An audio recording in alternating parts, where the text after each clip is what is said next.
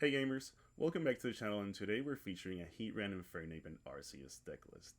This decklist synergizes really well as Heatran can have free retreat costs when Arceus is in play, and Infernape also has free retreat costs. The free retreat cost in this Pokemon allows you to pivot really well, and with multiple copies of Dawn, you can reuse those energies that you haven't discarded when retreating. This deck is positioned very well into many meta threats like Celebi, Leafeon, and Darkrai, which we're able to showcase some wins against some of those decks in this following video. Without further ado, let's jump into some battles. Alright, we're going first. This isn't too bad. This deck has good things about going first, which is kind of highlighted right here in this first game. So, when you go first, you can set up Chimchar, and then on your next turn, you can evolve into Monferno and start attacking faster. Which in here, since it's a mirror match, it would give us a little bit of an advantage against our opponent. We got Rocky Helmet. Rocky Helmet and a Poké Ball out of our professors. We're going to go ahead and Poké Ball to get things that we need. Heatran here is pretty good, so we're just going to go ahead and start dropping it. I'm going to put out Rocky Helmet on the Chimchar in case this Chimchar tries to attack. On the following turn, we can do a lot of damage, almost KOing. So we're going to go ahead and pass turn here and just let our opponents see how they're going to respond to our board.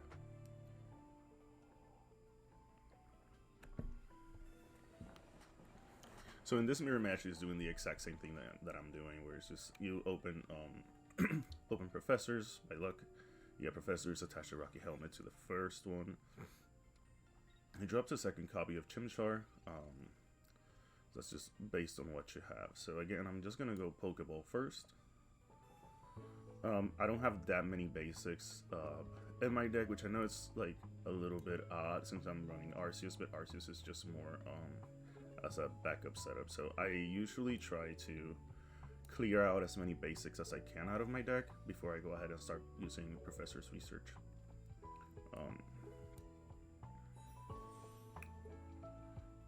So in here, we can go ahead and start cracking here for this. Just because in the following turn, he's if he doesn't evolve, then he's gonna get KO'd. If he does evolve, then he should go ahead and be at 50, so if he attacks, he's going to go down to 30, in which I can go ahead and KO in the following turn. All of that without a potion, so with him adding a potion, that just changes everything for this, because now he can live my attacks on a 20 HP.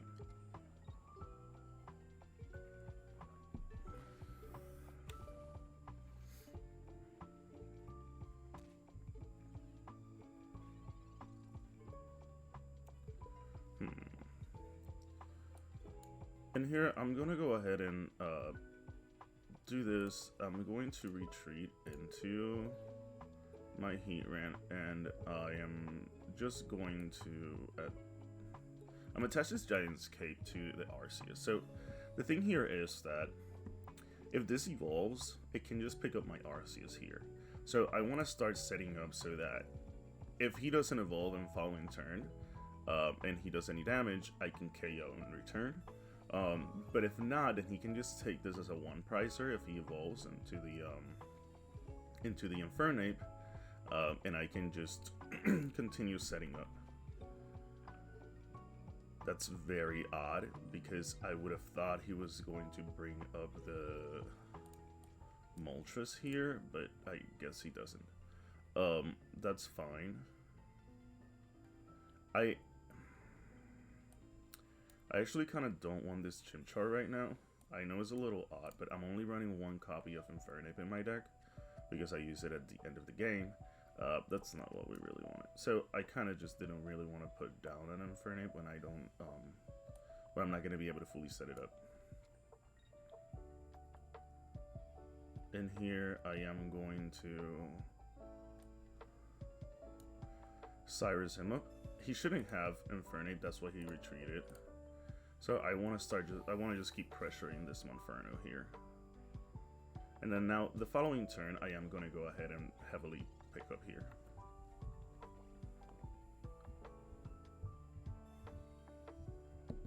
Which I'm guessing he just doesn't have the copy right now in his hand.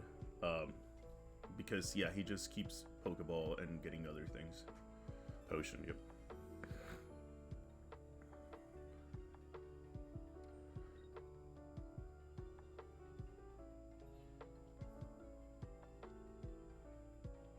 Huh. That's a little odd. Anyways, I'm not going to complain because I think it's going to just kind of start setting me up for a win here. So I'm just going to start charging up my Arceus and I'm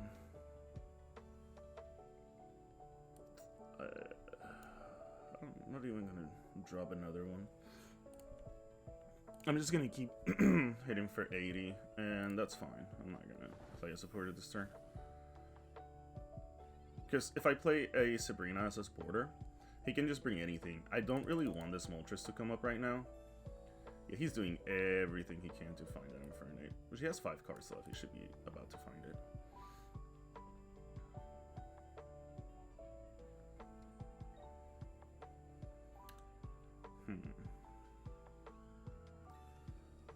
Wow.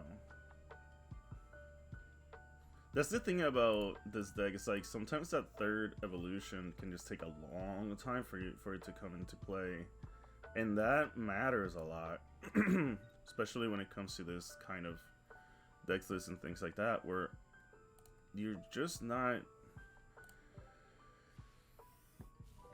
doing enough. Like here now, anything that comes up, I can KO and finish off and win the game because. If he were to just bring up, let's say that he brings up his Monferno and he evolves, right? I can just Sabrina out.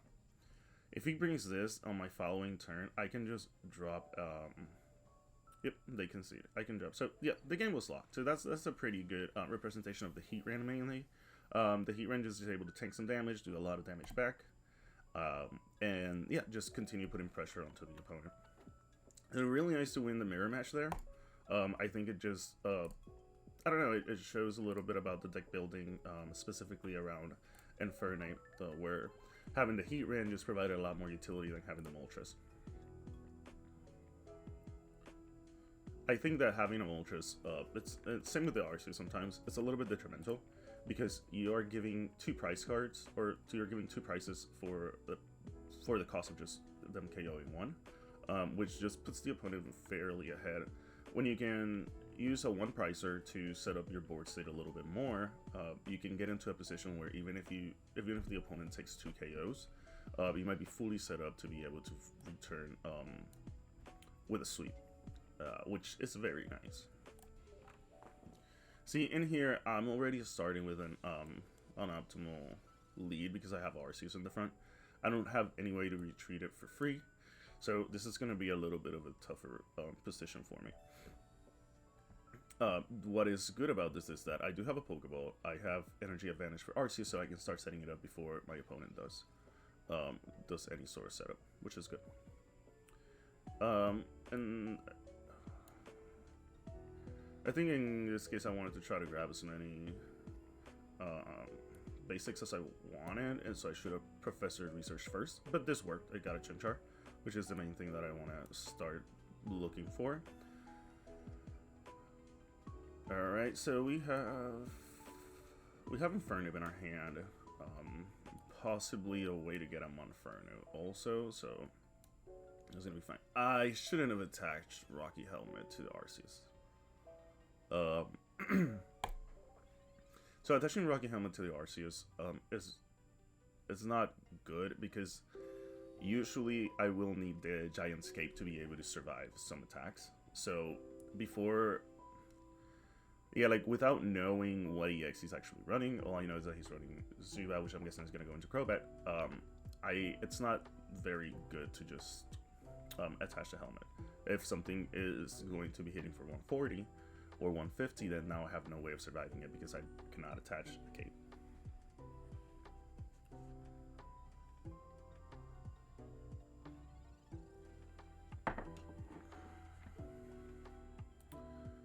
So again, another Professors, another Pokeball, which is just good. We're starting to get a lot of our basics so that we can start doing a little bit more damage here with our Arceus. So in here we're starting to get to a position where in the following turn I'm gonna be able to start KOing heavily. I have a communications in my hand so that I can send the Infernape back into the deck, and if I were to get a basic, then I can start hitting for my max attack. Right now, even with this, I will be able to one-shot because I have only 2. So I should be able to clear this Heatran and then continue pressuring into the rest.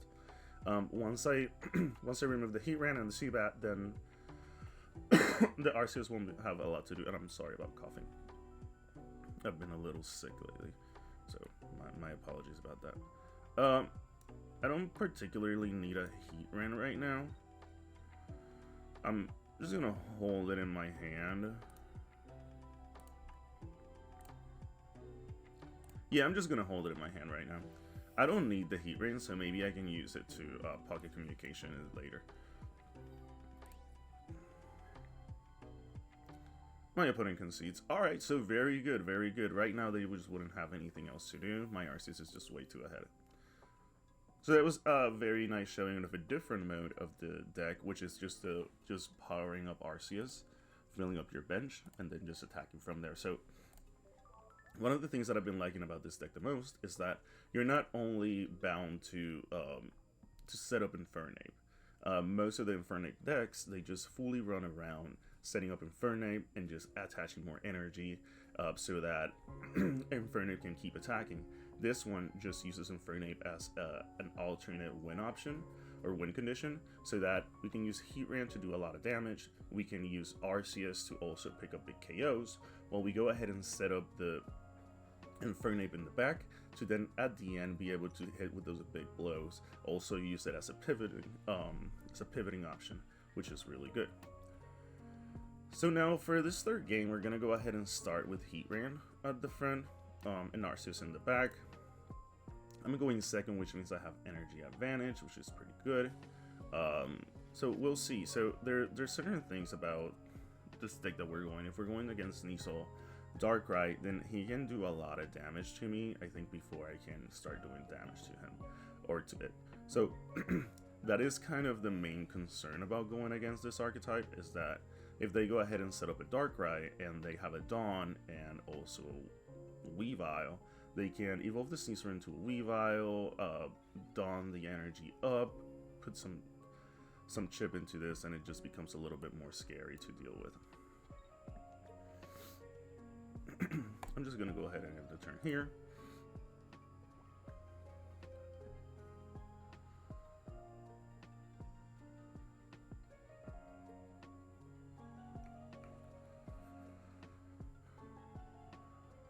Based on the amount of time that my opponent is taking to do anything right now, I'm guessing that his hand is not optimal.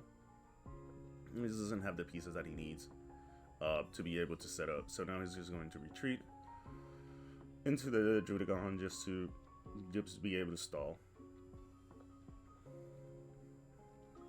And now he's on his Darkrai, so now he can start setting up. Which is a little bit odd that he's going to do that here. Just because, yeah, like now he's powering up my Heatran.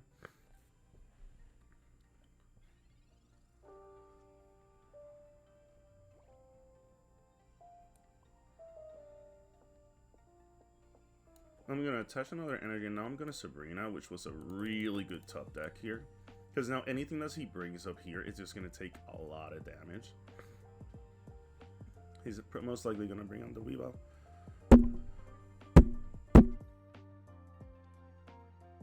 Which is kind of a problem, actually, now that I'm thinking about it, because I can almost die to that. I'm not going to, but it's like very close. Because he's going to hit for 90, so I really only have like a 20 HP point. The thing is that if he does do that line, then I will end up being ahead, just because I will take a 2-pricer.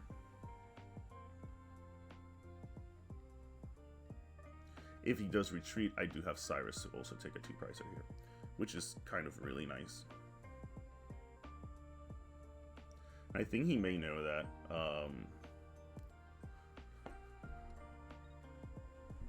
Let's see.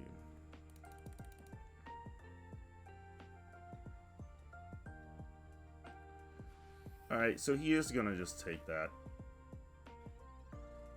which is fine with me. Following turn, he can't KO either. And I think I can just win.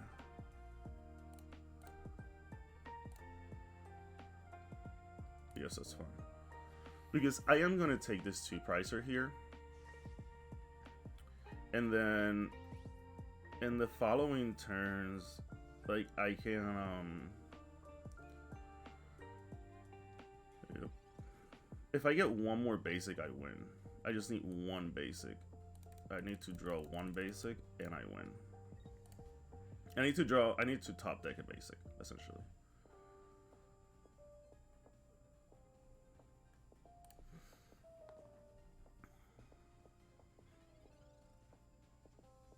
Oh, let's go. Alright, so check this out. So, now that we're going to have enough basics to hit the 110, this is just going to be perfect. Because in here, we can just drop this. And this is one of the most crucial parts of this deck, is that it has the 0 retreat cost, so you can bring up the Arceus whenever, plus the Dawn. So that combination is really good, because now it goes from this not being set up at all to being fully set up in order to take that 1 KO that we really needed in order to win this game and set it up. The opponent concedes, and that's it. That was a very good showing of just why this 0 retreat cost on Heatran is so crucial, especially into that Arceus with the Dawn. Because once you set up one energy onto the Arceus, and you have the Dawn in your hand, when you retreat the Heatran, you're going to be able to fully set up in that turn by adding the 2 energies that you need into the attack. Usually those, you know, Druddigons are just not going to be able to live that 110 hit. And also, it's kind of hard to the opponent to see that full combo coming, because they have to have a lot of things that they assume that are going to happen. So, yeah, that was a really good, into one of the best decks in the format. It was just a really good showing of this. 1 second.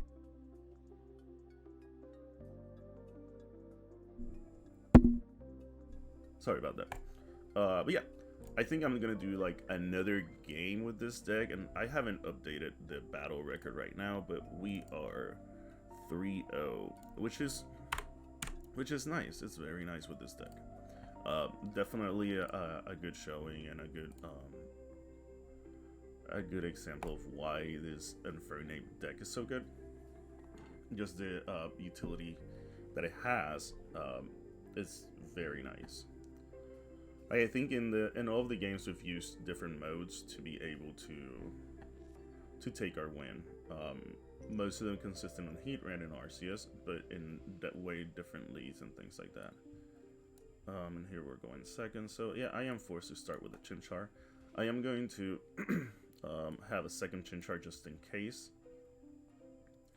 But I don't love this. Is just so that I can give one out if I need to. See, like, this is going to be doing a lot of damage, so it's already something that, like, he can start hitting me for 40 before I can hit him, or it. Gonna do Professor's research here. Our hand is good, but it's not the best. Like as I said before, we want Infernape to be more of a endgame sweeper than a start of the game sweeper, beginning of the game. I don't know, but anyways, it's just I don't think it's the most optimal, but we'll go. We are getting a lot of things here that we need. So what do we need to think? So if he attaches an energy here, then he would just crack me for, and this would hit me for 50.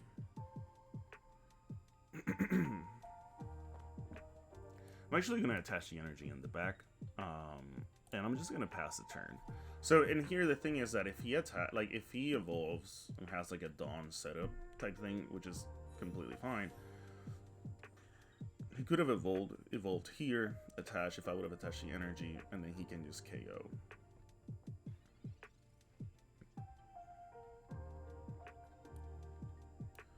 Alright, so this is kind of fine. We're going to put both of our Monferno pieces here, which is good because in this case, like as you guys know, I only have the one Infernape here, so I'm completely okay with a copy of Monferno going down, just because I don't particularly need it. Now, in here, there's a couple of things I can do here. So I can attach into the Monferno and start hitting the Froakie, which is good. I can...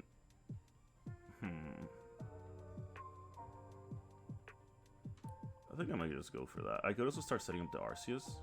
This Arceus is going to be able to just one-shot anything after that, which is nice too.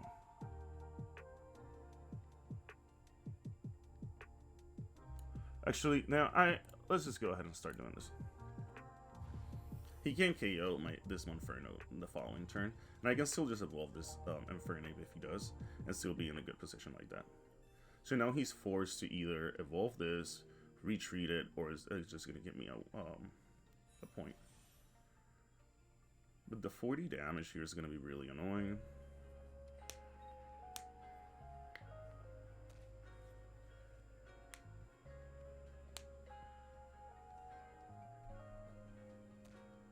Okay.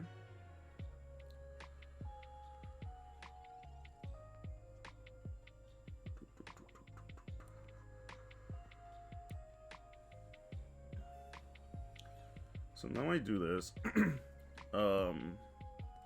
I'm gonna set up Infernape, and what I'm gonna do is that I am just going to attach this one energy here because of the Dawn that I have in my hand. Now we're gonna pick up this. We're gonna pick up this one price here. One price knockout is gonna be good because now the moment that they do bring in the Darkrai, we can just fully KO with the Infernape. Now they can KO this here.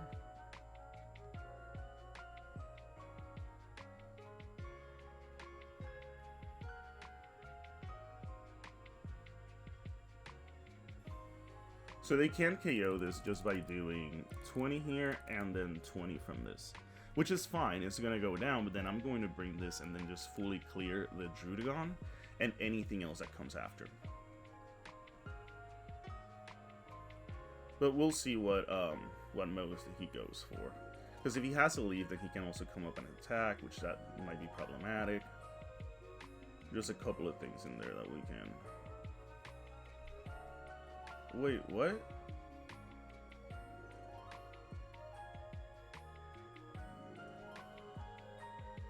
What was that?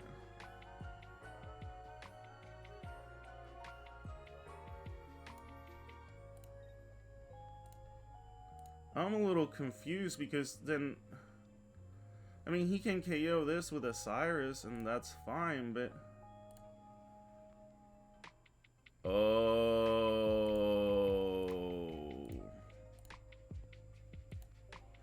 Okay, he can win this if he KOs this with a Cyrus next turn. Does he KO with a Cyrus next turn? Yeah, he does, right?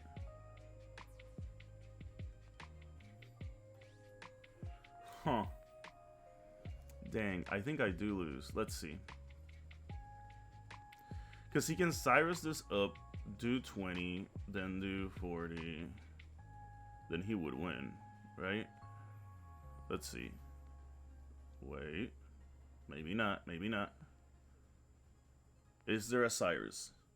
If not, we win. If there's no Cyrus, we win. We have Cyrus. Conceded. We win.